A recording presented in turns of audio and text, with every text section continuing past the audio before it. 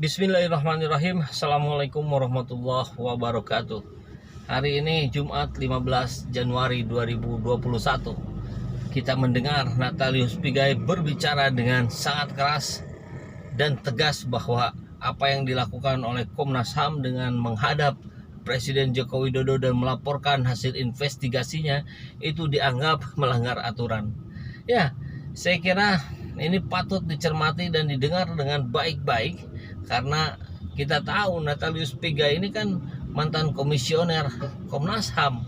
Jadi tentu beliau pasti tahu dan paham apa yang menjadi kode etik, apa yang menjadi aturan dari Komnas HAM itu sendiri. Walaupun memang di sisi lain sih kita nggak dengar ya para mantan komisioner lainnya yang juga berbicara. Ya saya kira wajar saja lah orang yang berani berbicara, apalagi itu berbeda dengan kepentingan pemerintah, dengan kepentingan penguasa. Ya jarang, siapa coba yang berani? Kan hanya satu dua, ini salah satunya Natalius Pigai. Nah kita coba cermati beritanya dari fajar.co.id. Langkah komisioner Komisi Nasional Hak Asasi Manusia Komnas HAM bertemu Presiden Joko Widodo dan melaporkan hasil investigasi penembakan 6 laskar FPI di Istana Kepresidenan Jakarta Kamis 14 Januari lalu dinilai melanggar aturan. Pegiat HAM sekaligus mantan komisioner Komnas HAM Natalius Pigai mengungkapkan hal tersebut. Luar biasa berani ya. Menurutnya tak ada kewajiban bahkan aturan jika Komnas HAM wajib melapor ke Presiden atas kasus yang ditanganinya. Sejak awal Komnas HAM akan bertemu Presiden. Hari ini temui Presiden. Undang-undang HAM hanya lapor kasus ke DPR, MA, dan Dewan HAM PBB, kata Natalius dikutip fajar.co.id dari akun Twitternya Kamis 14 Januari. Dia menyebutkan apa yang dilakukan Ahmad Taufan Damanik dan kawan-kawan sudah melanggar kode etik, bahkan bisa dilaporkan ke Dewan HAM PBB. Oh, ngeri ya ini kalau sudah mainnya dunia internasional, karena kita tahu bahwa penembakan 6 laskar FPI itu kan kemudian disorot oleh media internasional. Bahkan sampai diketahui kan ada anggota intelijen dari Jerman yang sampai mendatangi markasnya Front Pembela Islam di Petamburan. Sampai orangnya dideportasi kan. Kita bangsa Indonesia, terutama penguasanya, tidak bisa main-main, tidak bisa sewenang-wenang dalam mengatasi persoalan ini. Karena kita tahu, pertama, adanya rasa keadilan masyarakat yang terguncang. Ada serentetan peristiwa yang kemudian membuat sebagian pihak, sebagian kalangan di Indonesia tidak mendapatkan keadilan di negerinya sendiri. Yang kedua jelas, karena ini peristiwa yang luar biasa, bahkan banyak yang menganggap ini adalah sebuah pelanggaran HAM berat, maka dengan serta-merta disorot oleh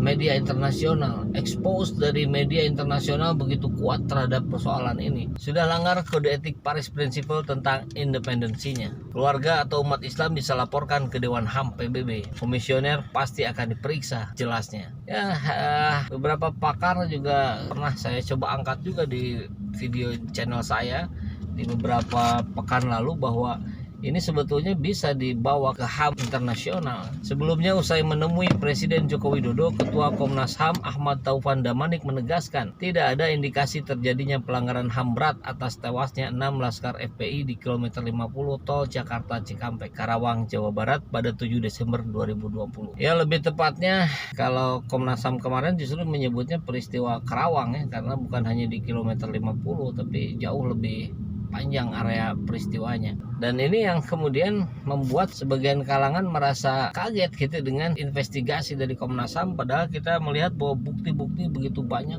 lebih dari 8.000 video dan banyak sekali yang diperiksa, diinterogasi, tapi kemudian hasilnya menunjukkan tidak ada pelanggaran HAM yang berat. Meskipun tetap ada dianggap pelanggaran HAM dengan meninggalnya 4 laskar FPI dalam keadaan hidup dan itu kemudian meninggal. Nah itu yang dianggap pelanggaran HAM. Tapi kok tidak berat gitu. Nah ini yang menjadi pertanyaan publik hari ini, yang lantas kemudian menjadi mengingat kembali keraguan-raguan dari banyak kalangan terhadap Komnas HAM. ketika waktu itu didorong oleh banyak pihak untuk dibentuknya tim gabungan pencari fakta, ternyata pihak pemerintah menolak dan menginginkan ya sudah cukup dengan Komnas HAM saja. Nah dari situ kan sudah mulai muncul keraguan-raguan. Nah keraguan-raguan ini terjawab sudah hari ini, semakin menguat itu bahwa oh jangan-jangan apa yang dilakukan Komnas HAM ini tidak sungguh-sungguh. Nah itu yang dikhawatirkan oleh publik dan nampaknya hari ini itu menjadi kenyataan. Kami menyampaikan sebagaimana sinyalemen di luar banyak beredar bahwa ini dikatakan atau diasumsikan sebagai pelanggaran HAM berat. Kami tidak menemukan indikasi ke arah itu, ujar Taufan dalam konferensi pers di kantor Kemenko Polhukam Jakarta. Taufan menjelaskan, kasus pelanggaran HAM berat pada dasarnya mempunyai berbagai indikator hingga kriteria. Misalnya adanya desain operasi serta perintah yang terstruktur dan terkomando, termasuk indikasi munculnya repetisi sehingga keberulangan peristiwa itu. Atas abrek indikasi itu pula Komnas HAM meyakini bahwa kasus tersebut merupakan pelanggaran HAM, bukan pelanggaran HAM berat. Itu pun hanya berlaku terhadap 4 laskar FPI yang ketika meninggal sudah dalam penguasaan aparat negara. Itu tidak kita temukan karena itu memang kami berkesimpulan itu merupakan suatu pelanggaran HAM karena ada nyawa yang dihilangkan. Oke, baik, saya kira karena Komnas HAM adalah yang sudah diberi mandat oleh pemerintah satu-satunya karena tidak diizinkan adanya tim gabungan pencari fakta, maka tentu harapan masyarakat yang peduli terhadap hilangnya 6 nyawa rakyat biasa ini bisa segera ditindaklanjuti.